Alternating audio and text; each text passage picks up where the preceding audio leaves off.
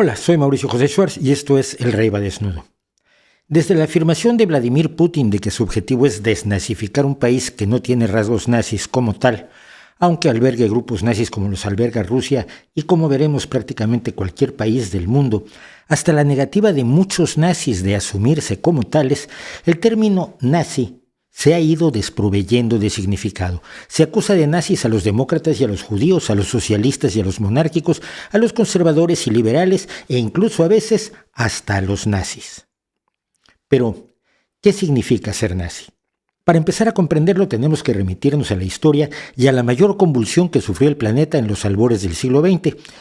Y el gran problema, cuando nos remitimos a la historia, es la tentación, a veces incluso la necesidad de irnos demasiado atrás en el tiempo. Finalmente, todo acontecimiento histórico está producido por muchísimos elementos del pasado que a su vez son consecuencias antes que causas. Y tratar de desentrañarlos todos nos puede remitir a siglos atrás. En vídeos como este, eso nos obliga a ser selectivos y por tanto incompletos. Dicho eso, tratemos de empezar con algunos detalles de la Primera Guerra Mundial y de su origen.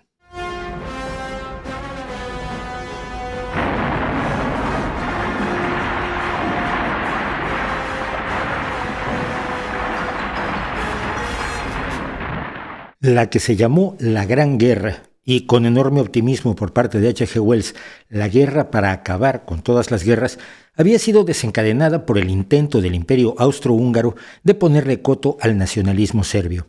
El asesinato del heredero del imperio, Francisco Fernando, en Sarajevo por el nacionalista serbio Gavrilo Princip fue el detonante de la guerra, aunque claro, muchos factores habían puesto el escenario para que ese asesinato provocara ese enfrentamiento. En la guerra se enfrentaron fundamentalmente los poderes aliados de Gran Bretaña, Francia, Rusia, Italia, Rumania, Canadá, Japón y los Estados Unidos contra los poderes centrales, formados por Alemania, el Imperio Austrohúngaro, el Reino de Bulgaria y el enorme Imperio Otomano que ocupaba todos estos países y regiones. Durante la guerra, por cierto, Rusia y Alemania habían entrado en un impasse y en 1917 las penurias de la guerra dispararon la Revolución Rusa, la de febrero, que depuso al zar e instaló un gobierno provisional. Alemania decidió entonces apoyar a uno de los grupos en pugna, el de los bolcheviques que prometían sacar a Rusia de la guerra. El gobierno del Kaiser Guillermo envió a Lenin de vuelta a Rusia desde su exilio alemán. El ánimo de Lenin ayudó al triunfo de los bolcheviques en la Segunda Revolución Rusa, la de octubre, que le arrancó el poder al gobierno provisional y además ejecutó al zar.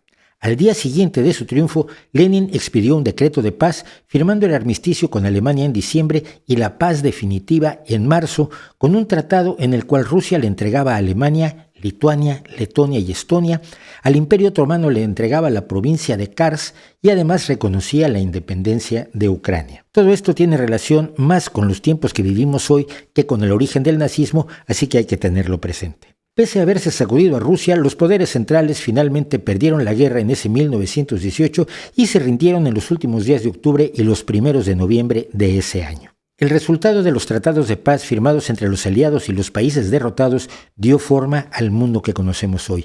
El Imperio Otomano y el Austrohúngaro se disolvieron en países creados más o menos a lo largo de líneas de nacionalismos étnicos, de nacionalidades históricas o según diversos caprichos o razones, algunas muy peregrinas.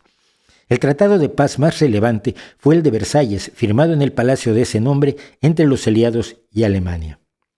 En ese tratado, Alemania asumía la responsabilidad, como lo habían hecho sus aliados, de haber causado todos los años de la guerra y se obligaba a desarmarse, a entregar grandes extensiones de su territorio y a pagar unas elevadísimas reparaciones de guerra a varios países. Un total de 132.000 millones de marcos de oro, equivalentes a unos 442.000 millones de dólares en 2002, más del Producto Interno Bruto de un país como Austria. Muchos, a ambos lados, en Alemania y entre los aliados, señalaron que los artículos del tratado eran una humillación y eran excesivos, pero hay que decir también que para otros se había sido demasiado indulgente con Alemania y que este tratado era más clemente que el tratado de Brest-Litovsk que habían firmado Rusia y Alemania a principios de 1918. La guerra había terminado y se cocinaba otra, pero para que saliera de la cocina tendría que entrar en acción una nueva forma de ver la realidad política.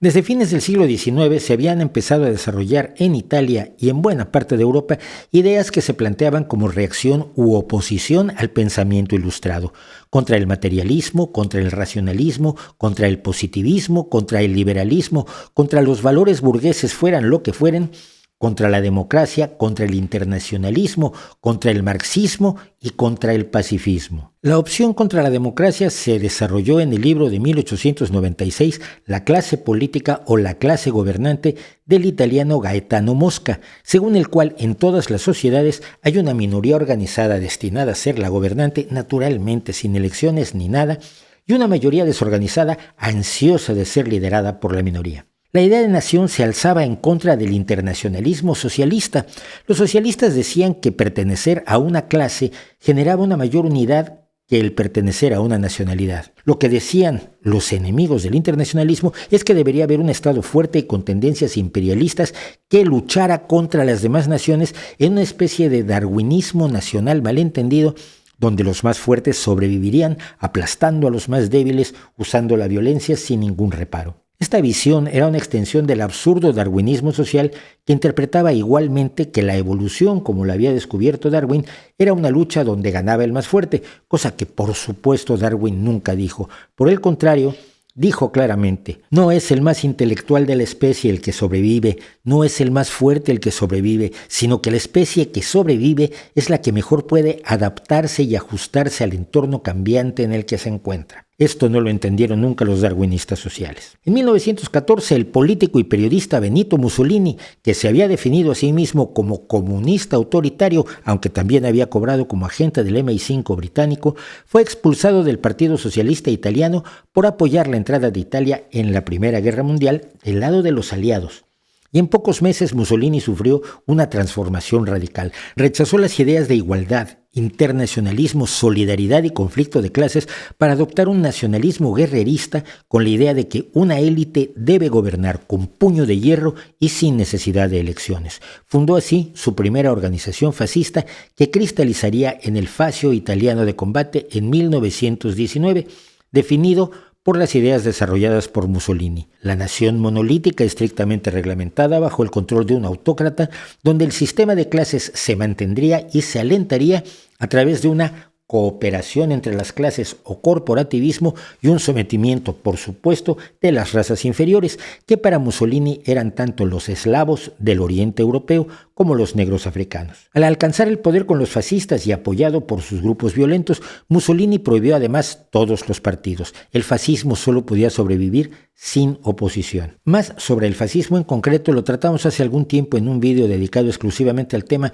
que quizás es conveniente ver como compañero de este. Las ideas de Mussolini impactaron a muchas personas en toda Europa, en particular a un cabo austríaco que había sido lesionado durante la Primera Guerra Mundial, que se adscribía al intenso antisemitismo de la época y que estaba convencido de que Alemania había perdido la guerra por culpa de la propaganda y no por cuestiones militares. En 1919, este cabo austríaco trabajaba de informante del ejército alemán infiltrado en el llamado Partido Alemán de los Trabajadores. Allí, sin embargo, encontró eco a sus odios raciales y se acabó afiliando al partido y desarrollando en él sus ideas. Su nombre, Adolf Hitler.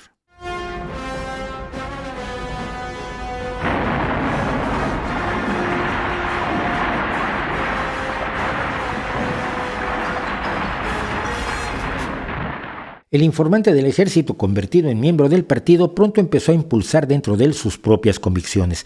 En 1921, solo 2 años después, ya era el líder indiscutible del partido y en 1923, en medio del caos de la frágil República de Weimar, intentó un golpe de Estado en Múnich.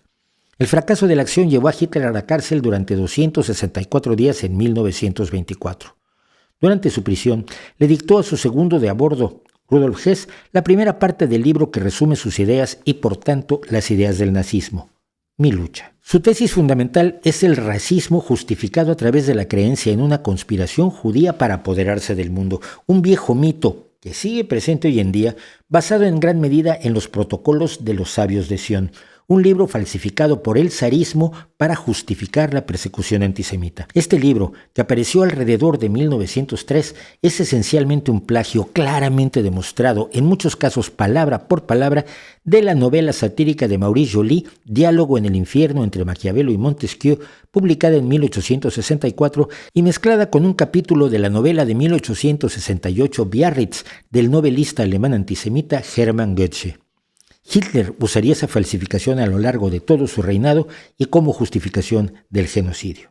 El otro odio que proclama Hitler en su libro es contra el comunismo. Sobre estas dos profesiones de odio propone el uso de la violencia militar, la exaltación del nacionalismo y de la propia raza y la destrucción del parlamentarismo y la democracia que considera expresiones de debilidad. Otro elemento de su ideología es la destrucción de débiles, enfermos y razas inferiores como una forma de crear espacio y pureza para los fuertes. Su odio a los eslavos era en masa. Checos, polacos, húngaros, ucranianos, serbios y croatas le resultaban despreciables e indignos de mezclarse con los alemanes. Además, siguiendo a Mussolini, Hitler argumentó que los alemanes necesitaban espacio vital, lo que en alemán llamó Lebensraum, al oriente de su entonces país para cumplir el destino histórico de los alemanes, un espacio vital que se obtendría extendiéndose militarmente al oriente, ocupando y conquistando todo territorio hasta llegar a incluir a toda Rusia. El tercer jugador del fascismo y el nazismo, aunque menor, pero mucho más duradero, fue el franquismo. España se convirtió en 1936 en el ensayo de la Segunda Guerra Mundial y el espacio de lucha entre la visión marxista y bolchevique y el fascismo autoritario que había prefigurado la aparición de la Falange Española en 1933. No pudiendo ser demasiado racista por la variopinta composición étnica de una España por donde pasaron numerosos pueblos, Franco fue antisemita, aprovechando la escasez de judíos en el país y furibundamente nacionalista, tratando de borrar toda diversidad entre regiones, historias, culturas y costumbres en toda la península. Radicalmente antiilustrado y durante un tiempo anticapitalista de dientes para afuera. Su base fue el odio a la masonería identificada con la Revolución Francesa, el comunismo y el antisindicalismo que se conjugaron en la afirmación de que existía una conspiración judeo-masónico-comunista tremendamente fantasiosa. La base del franquismo añadió además al cóctel nazi el elemento del ultracatolicismo. Aunque presente en Italia y Alemania, el poder de la Iglesia en la España fascista fue inconmensurablemente más grande, dando origen al nazismo ibérico, el nacionalcatolicismo.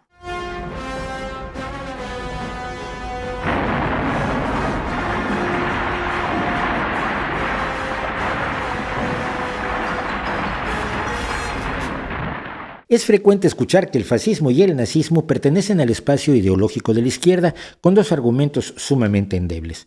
Primero, la pertenencia de Mussolini al Partido Socialista Italiano y segundo, la palabra socialista dentro del nombre del partido de Hitler, el Partido Nacional Socialista de los Trabajadores Alemanes. Ya hemos comentado cómo Mussolini dio un giro ideológico de 180 grados en solo un año para fundar las primeras organizaciones fascistas cuyo enemigo fundamental eran todas las ideas y personas y organizaciones de izquierda.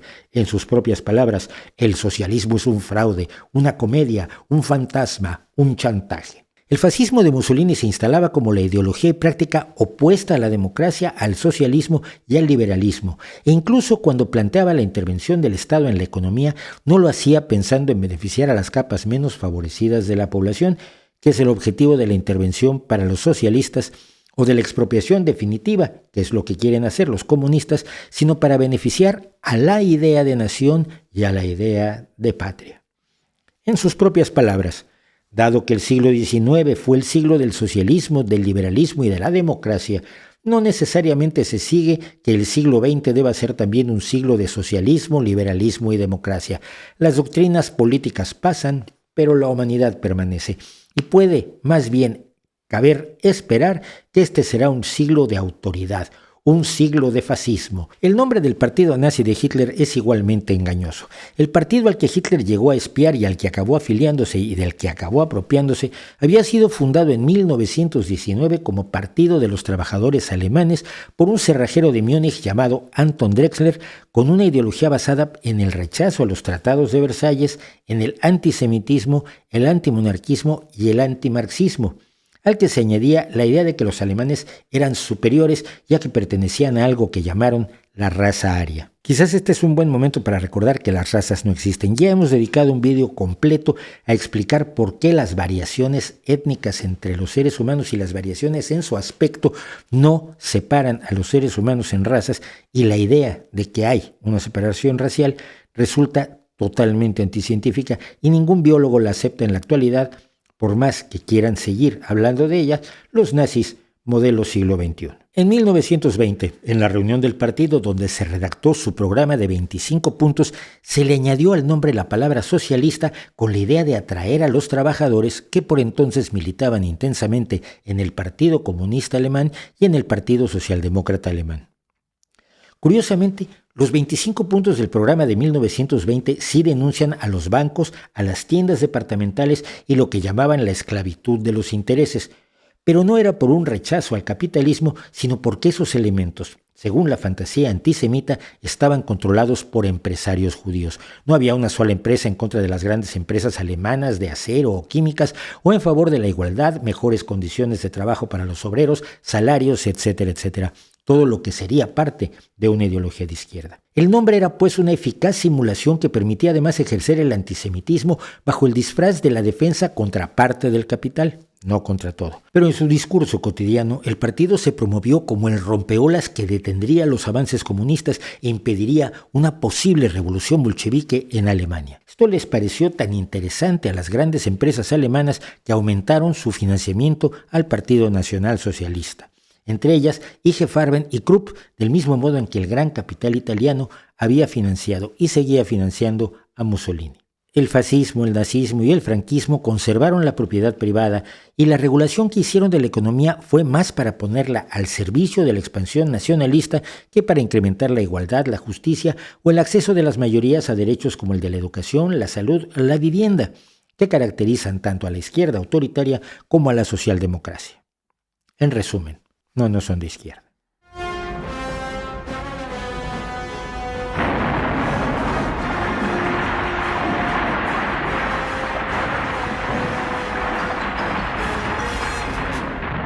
Alguna vez alguien me reclamó que dijera que el partido español Vox es nazi, porque nunca habían invadido Polonia, o al menos no habían ejercitado la violencia. Identificaban al nazismo con la presencia de camisas negras como las alemanes o camisas pardas de la CSA como en Alemania, que golpeaban socialistas y comunistas por las calles y les rompían las ventanas a quienes no se ajustaban a los designios del dictador. Pero eso sería tanto como decir que Hitler no fue nazi sino hasta el día en que invadió Polonia. Es absurdo. Con esta deficiente lógica se puede argumentar que cualquier partido o práctica no es nazi porque no se ajusta exactamente a lo que hizo el partido nazi alemán. Pero eso sería tanto como decir que solo es democrático un Estado que se ajuste a la democracia griega, y que un país que no tenga esclavos o en el que puedan votar las mujeres o incluso hombres que no hayan completado su entrenamiento militar como efebos no es democrático, pues tales eran las reglas de la democracia ateniense. El problema parece evidente. Cuando hablamos de filosofías políticas, no disponemos de definiciones claras y tajantes como las que puede haber entre un perro y un gato o entre una manzana y un libro de recetas de tarta de manzana. Para tratar de entrar en este espinoso tema, vamos a ver primero algunas definiciones de nazismo que nos ofrecen distintas fuentes informativas. Wikipedia, por ejemplo, la más consultada en el mundo, nos dice: el nazismo es una forma de fascismo con desprecio por la democracia liberal y el sistema parlamentario. Incorpora a su credo el antisemitismo ferviente, el anticomunismo, el racismo científico y el uso de la eugenesia. Por su parte, la Enciclopedia Británica dice: el nazismo compartió muchos elementos con el fascismo italiano, sin embargo el nazismo fue mucho más extremo tanto en sus ideas como en su práctica. En casi todos los aspectos fue un movimiento antiintelectual y ateórico, enfatizando la voluntad del dictador carismático como la única fuente de inspiración de un pueblo y una nación, así como una visión de aniquilación de todos los enemigos del pueblo ario como el único objetivo de la política nazi.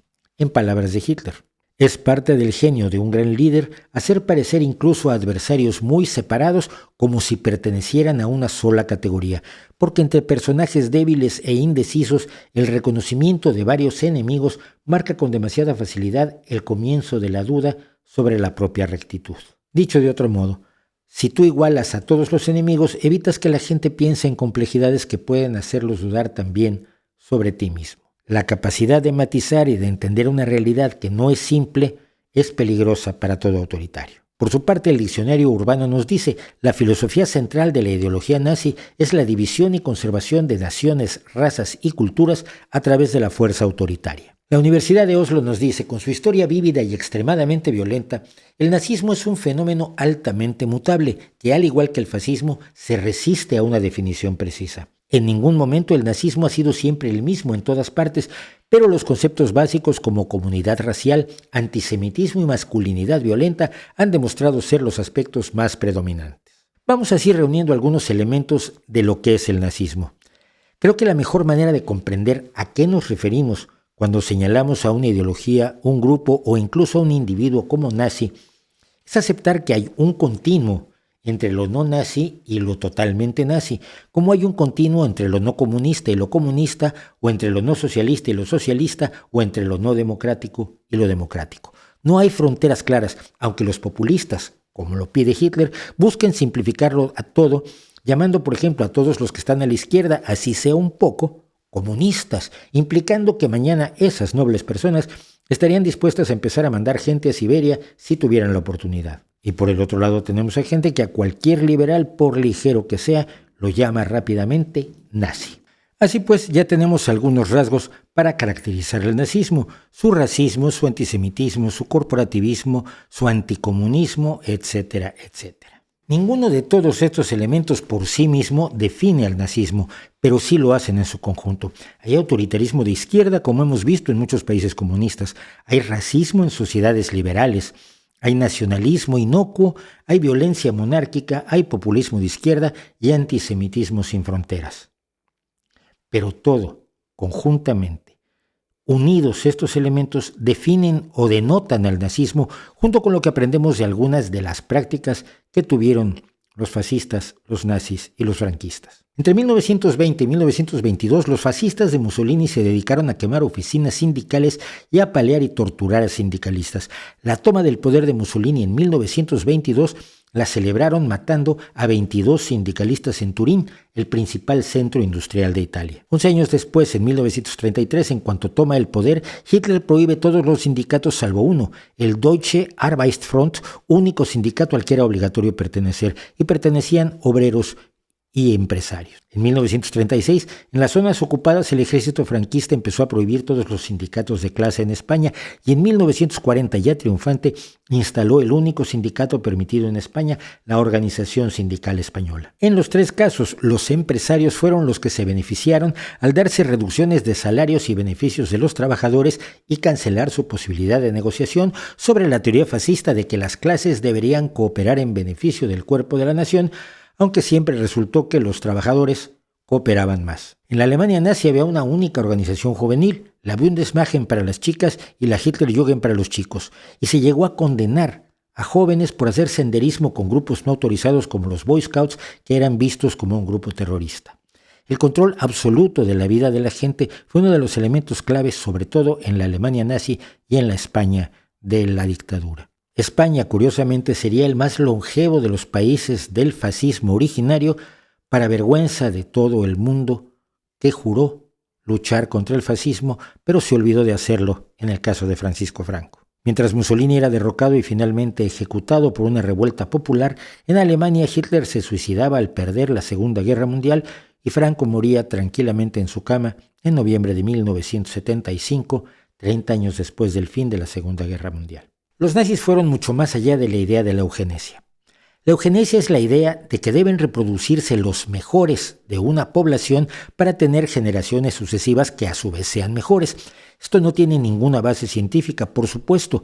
Los nazis lo simplificaban diciendo que los mejores eran altos, rubios y de ojos azules, más nórdicos que alemanes y muy distintos de los líderes nazis, y que incluso se debe impedir que se reproduzcan los que se consideran inferiores, para conseguir así una mejora generacional como en el ganado. El problema, sin embargo, es que las características genéticas y las características del medio ambiente están tan estrechamente unidas que no se pueden separar. La mera selección genética puede servir para hacer vacas más gordas, pero no sirve para ser mejores personas. La eugenesia también propone que se debe impedir que se reproduzcan quienes se consideran inferiores y por eso en los países que adoptaron la eugenesia a principios del siglo XX y que fueron muchos, se tendía, por ejemplo, a esterilizar a personas con problemas congénitos.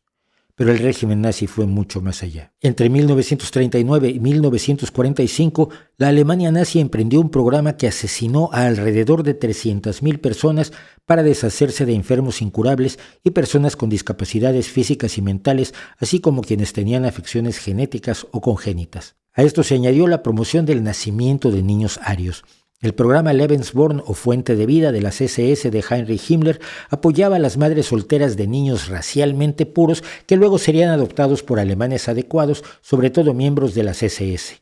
Además, se secuestró a miles de niños de aspecto racialmente aceptable en Polonia y otros países conquistados para germanizarlos, haciendo que fueran educados por familias arias.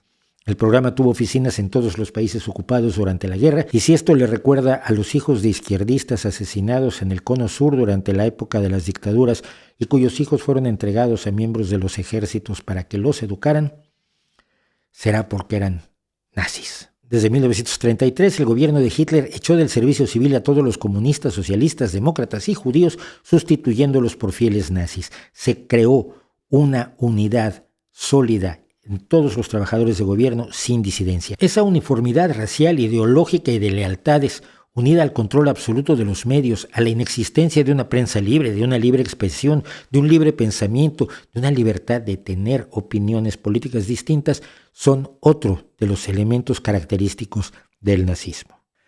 Sobre estas bases y quizás sobre otras que podemos añadir, es posible hacer una escala de lo no nazi a lo más nazi. Se puede valorar cada uno de los elementos que hemos identificado para mover la escala de un lado o de otro. Con esto podemos decir con bastantes mejores bases si una persona, grupo o partido es nazi o bien no cumple los requisitos por más que los podamos hallar totalmente detestables. No es un sistema perfecto, pero es más preciso que otras formas de valorarlo.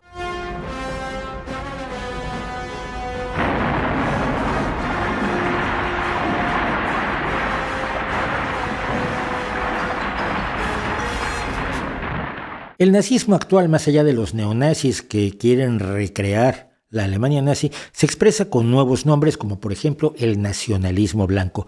Su racismo no es abiertamente genocida, sino que asume otras formas, pero siempre basadas en un nacionalismo exacerbado y en la exclusión de los otros de la sociedad considerada genuina o pura o legítima. Si el nazismo es el fascismo con turbo, el fascismo con racismo magnificado hasta convertirlo en una obsesión, vemos como uno de los elementos comunes a los nazis embosados de hoy es el odio a los inmigrantes, incluso cuando fueran ellos mismos descendientes de inmigrantes, como se hizo patente en el caso del asesor de Donald Trump y ferviente perseguidor de inmigrantes Stephen Miller, de abuelos inmigrantes judíos. El nazismo actual, personificado por líderes como Steve Bannon, se asienta en un nacionalismo excluyente que detesta el internacionalismo y el globalismo, la legislación internacional, el libre comercio, a los inmigrantes y que se plantea el mundo como una lucha, ya sea entre Occidente y Oriente, entre el cristianismo y el Islam, entre los blancos y todos los no blancos que los van a sustituir, según la teoría prevaleciente en los espacios neonazis. La idea de la gran sustitución, que en realidad fue lo que pretendió Hitler, al eliminar a los pueblos eslavos para sustituirlos por nórdicos rubios, se ha dado la vuelta para convertirse en su némesis. Es la paranoia de que los inmigrantes sustituirán a los blancos cristianos, incluso dando la espalda a la realidad que demuestra que la inmigración total a Europa da como resultado que en 2021 solo el 5,3% de la población estaba formada por personas que no tenían la ciudadanía europea.